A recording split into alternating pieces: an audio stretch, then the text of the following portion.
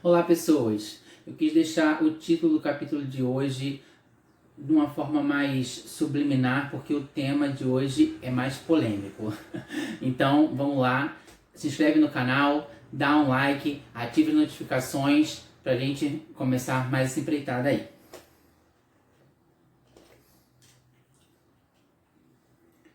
Projeto Diário Visual, o G em Questão, capítulo 31. Quão superficiais são as relações humanas? Não é novidade, nem surpresa para ninguém, que vivemos numa sociedade falocêntrica, onde o tamanho do pênis, em vista dessa construção social machista e patriarcal, eleva o macho a nível de superioridade ou inferioridade baseando-se nisso. Na edição número 42 de março de 2001, que é essa que a gente está vendo, que acredita-se que foi um dos motivos que levaram a gente a esse estudo, porque tem uma matéria a respeito de falo, e como ele é supervalorizado dentro da comunidade, a matéria Tabu, Satisfação na Medida Certa, trazia à tona a polêmica da operação de aumento peniano e discutia a necessidade para tal. Já na matéria, nenhum médico recomendava quaisquer procedimentos que sejam para alteração de medidas motivadas por questões estéticas. E pesquisando sobre o assunto na atualidade em canais do YouTube de médicos urologistas e andrologistas, as recomendações continuam sendo as mesmas, tanto quanto a desmistificação do uso de técnicas como bomba, gel e afins. Estudos comprovam que homens com micropênis por volta de 6 e 7 centímetros ereto são os únicos recomendados para tratamentos cirúrgicos que ainda são muito invasivos, perigosos e de resultados inesperados, pois a ciência nunca encontrou formas de modificar a estrutura do órgão. Eu vou deixar 2 vídeos aqui embaixo na descrição do canal do Dr. Marco Túlio Cavalcante e um do Egidio Medical Center, que são médicos estudiosos da área de urologia e andrologia que falam a respeito desses assuntos, tanto de cirurgia quanto de procedimentos para mudar o aspecto do pênis, seja através de bomba, de gel, que muitos deles são muito perigosos e se feitos de forma errada, como muitos sites dizem que prometem, que aumentam e não sei o que, você pode até necrosar, sabe, o seu membro, e é muito perigoso. Nenhum médico recomenda e não tem nenhuma cirurgia que seja eficaz o suficiente para lidar com isso. O micropênis é uma condição raríssima. Estudos comprovam que a média mundial é de 13 centímetros e médicos afirmam que a medida não tem relação alguma com a eficácia do membro e a capacidade de gerar prazer numa relação. Então, de onde vem tanta cobrança? Tudo nos traz de volta a padrões pré-estabelecidos que acabam nos jogando naquela mesma caixinha de opressão que nos leva a não nos aceitarmos como somos, chegando à ausência de amor próprio. Quando alguém escolhe não se relacionar com você, não gostar de você, não te amar, porque você não atende às expectativas dela de como deveria ser, seja por não ser alto como o outro gostaria, não ser forte como o outro gostaria, seja não tendo pau do tamanho que o outro gostaria, a gente precisa jogar essa responsabilidade para cima do outro e não para cima de nós mesmos. Nós não vivemos para atender às expectativas dos outros. Primeiramente, nós vivemos para nos olhar no espelho, aprendemos a nos amarmos como somos e integrarmos em nossas vidas pessoas que justamente nos amem e nos aceitem como somos, porque isso sim é encontrar alguém que nos ame e nos respeita. Não alguém que nos leve a nos depreciarmos ou nos autoflagelarmos para alcançarmos um padrão que aquela pessoa almeja de nós. Precisamos aprender uma coisa. O problema que alguém tem em relação a gente não é um problema nosso, é um problema dela. Muitas vezes somos tão oprimidos pelas expectativas dos outros em relação a nós mesmos que não enxergamos a raiz do problema. A gente não precisa engordar, emagrecer, mudar a forma de partes do nosso corpo. A gente precisa tratar e recondicionar as motivações da nossa mente. Entender que o melhor entendimento sobre as nossas necessidades e a forma que temos que nos relacionar com outros seres humanos só deveria nos motivar a sermos cada vez mais a essência de nós mesmos e assim atrair quem nos ama como somos. A gente sabe muito bem de onde vêm essas cobranças, de que a gente tenha um membro maior, de que a gente pareça mais viril, porque isso se vem desde o princípio de tudo, onde isso era sinal de virilidade e de poder. Mas a gente já evoluiu tanto do início da civilização até hoje em dia, que é muito pequeno a gente já ficar preso nisso, sabe? De que a gente precisa, tipo, eu queria ter maior porque aí quando eu vestisse uma sunga ia ficar mais bonito, porque isso não é uma coisa pra gente. A gente tá querendo atender a padrões sociais pré-estabelecidos e que muitas vezes diminuem a gente dentro da nossa própria pele. Então, antes da gente pensar em modificar qualquer coisa dentro no nosso corpo, a gente precisa ver os prós e os contras e se isso está sendo motivado para a gente se sentir melhor ou para outra pessoa desejar a gente ou querer a gente de alguma forma. Porque o que a gente precisa trabalhar é a nossa mente para a gente aceitar a gente do jeito que a gente é e começar a amar a gente com aquilo que a gente está vendo. Não ficar modificando para atender as expectativas dos outros, porque isso é muito danoso. Tem muita gente que faz esses procedimentos, compram essas bombas e sites que vê propaganda, compra gel e não sabe os malefícios do uso dessas coisas. Qualquer urologista ou urologista que você for, ele não vai recomendar que você faça essas coisas, ele vai provavelmente te encaminhar para um psicólogo para você conseguir entender que o seu corpo é perfeito, que você precisa aprender a amar ele daquela forma. Porque muitas vezes não está nem condicionado a prática sexual, porque muitas vezes as pessoas não estão reclamando do tamanho, porque a pessoa reclama. Às vezes o sexo é normal, o sexo é bom, acontece de forma natural, mas o problema é o visual estético. Isso é problemático. A revista, já que a gente está falando de uma revista masculina, ela reforçava isso. Vocês sabem que eu não passo pano para a revista quando não tem close errado. As primeiras edições, eles contratavam as pessoas para elas posarem simplesmente pela pessoa. Depois de um tempo, acho que teve uma pessoa específica que posou para a revista, que não atendeu as expectativas nem da produção, nem dos leitores, porque ela não se encaixava no padrão que os outros queriam, sabe? Que a verdade é essa. Aí eles começaram, quando eles escolhiam a personalidade para posar, eles pediam para ver a pessoa antes. O problema tá aí.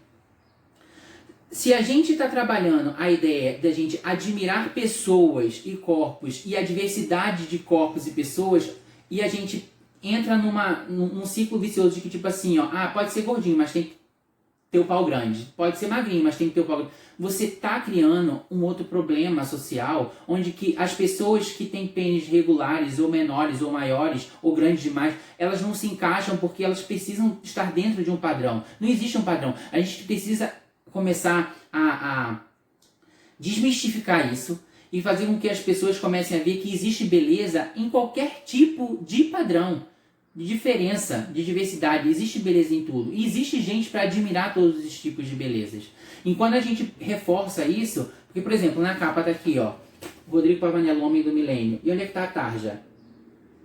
Era para reforçar esse padrão, sabe? O desejo dessa revista, ele reforçava esse padrão.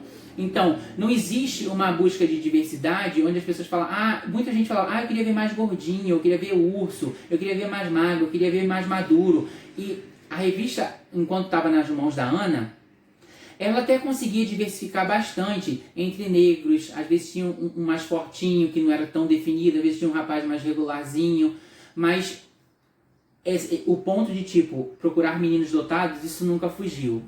Então, muita gente comprava a revista, eu tenho certeza que deveria ficar num ciclo de opressão e depressão e de cobrança de si mesmo, como se ele fosse a única pessoa anormal do mundo, porque se todo mundo que posa para a revista tem, só eu não tenho, então existe algum problema comigo. Então você acaba gerando um problema psicológico para pessoas quando isso não existe, e hoje a gente tem acesso à informação, gente. Procure informação para você ver que independente do seu tamanho, da sua diferença, existem milhares de pessoas que são assim e você está dentro do padrão, você está dentro do normal, sabe?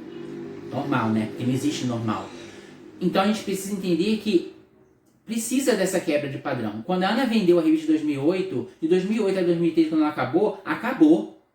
Se você conseguir ver mais algum negro na revista, você conta no dedo de uma mão.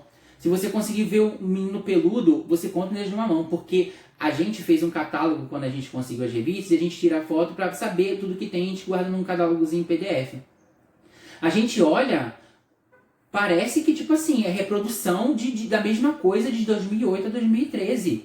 É boy, bombado, sarado, branco, sabe? E acaba a maioria da população não se encaixa nesse padrão e você acaba achando que você que tá fora. Sabe? A gente gera muito problema dentro da comunidade. A gente gera muito problema. A gente gera uma criação de estigma, de padrão, que a gente não é obrigado a seguir. A única coisa que a gente é obrigado a fazer é amar a gente mesmo do jeito que a gente é. Se a gente precisa de alguma modificação no nosso corpo, que seja algo que a gente veja no espelho e fala, eu preciso mudar isso pra mim. Faça com alegria no seu rosto, no seu coração e busque isso, mas de forma saudável, não de forma a se autoflagelar na necessidade de atender outro alguém. E agora a pergunta do Rafa. No passado, a indústria pornô e a mídia reforçavam essa mistificação do pênis grande. E hoje em dia a gente vê em mídia social, em sites como OnlyFans, pessoas que têm também o pênis grande sendo enaltecidas e às vezes até indivíduos que não apoiam a comunidade LGBT recebendo muito biscoito de nós.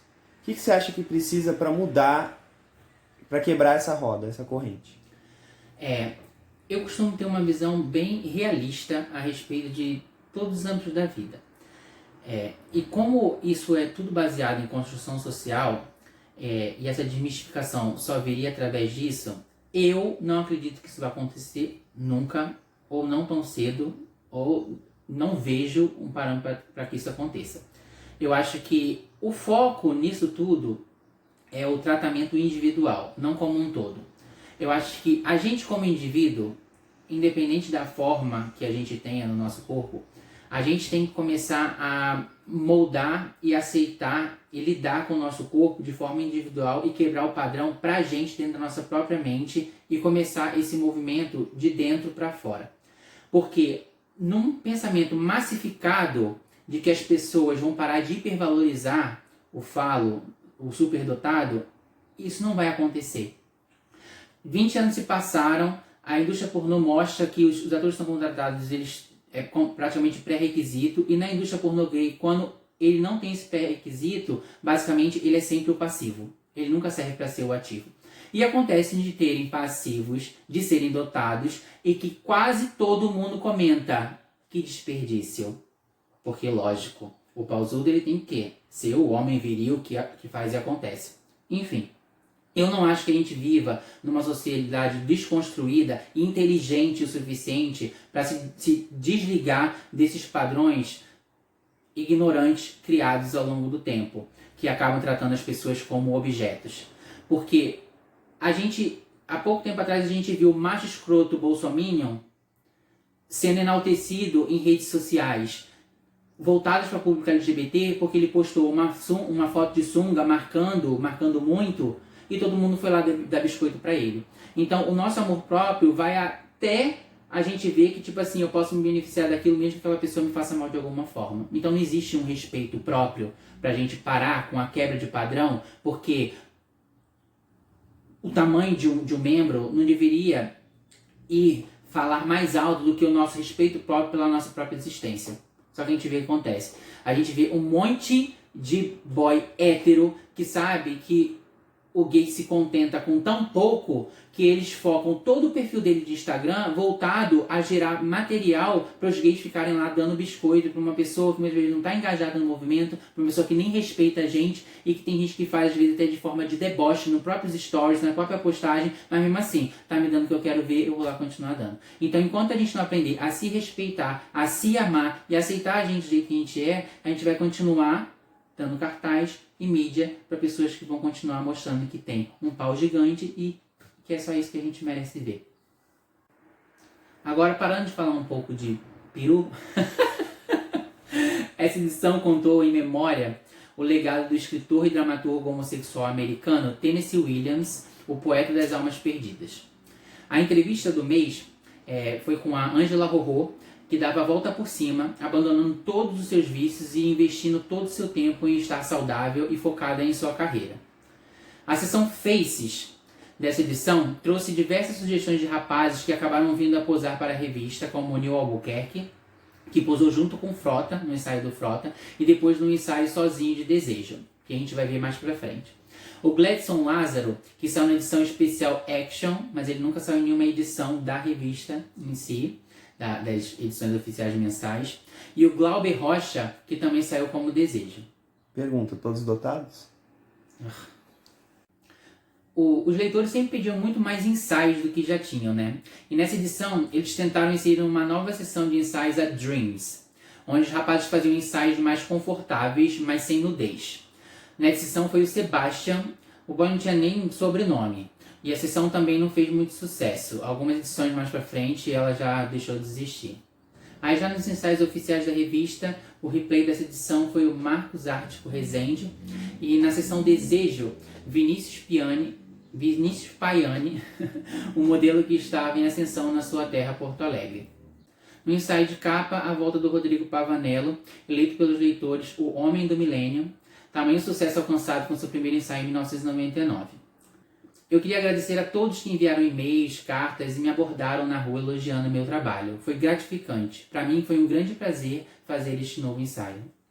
Aí justo nessa edição, tanto o Desejo quanto o Rodrigo, que foi eleito o Homem do Milênio, por motivos óbvios, reforçam tudo que a gente tratou nesse capítulo e a forma como a gente acaba...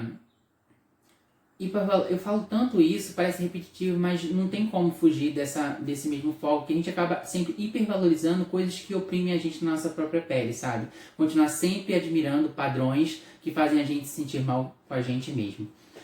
Mas enfim, a gente tem que começar a admirar pessoas, admirar belezas, independente do que isso possa causar na gente, porque independente da pessoa ser de um jeito que a gente não é, a gente tem que admirar ela do jeito que ela é, olhar pra gente, enxergar a gente do jeito que a gente é e admirar isso, saber que isso é bom e bonito também. E assim a gente termina mais esse capítulo.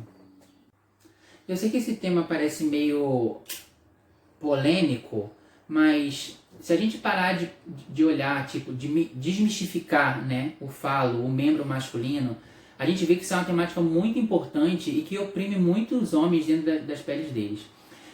Vocês que assistem o canal, que já passaram, já pensaram a respeito desse assunto, qual a percepção de vocês a respeito dessa temática? Se vocês já sentiram oprimidos dessa forma, ou se vocês têm algum pensamento formado a respeito desse assunto, e não pra a gente olhar isso de forma tipo pornográfica, ou de tipo, que coisa mais ultrajante falar sobre isso.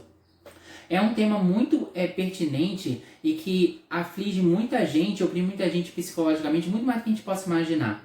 Então coloca as percepções de vocês aqui embaixo pra gente estar discutindo sobre esse assunto. E não esquece, quando descer, se inscrever no canal, dar um like no vídeo, ativar as notificações.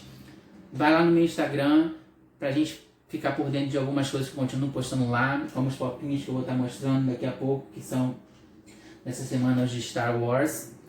Comenta bastante, compartilha o vídeo, o que você acha. Às vezes tem pessoas que já têm pensamentos a respeito desse assunto que a gente tratou hoje, que poderia ajudar a gente a agregar mais valor aqui, conteúdo na nossa discussão. E até já já.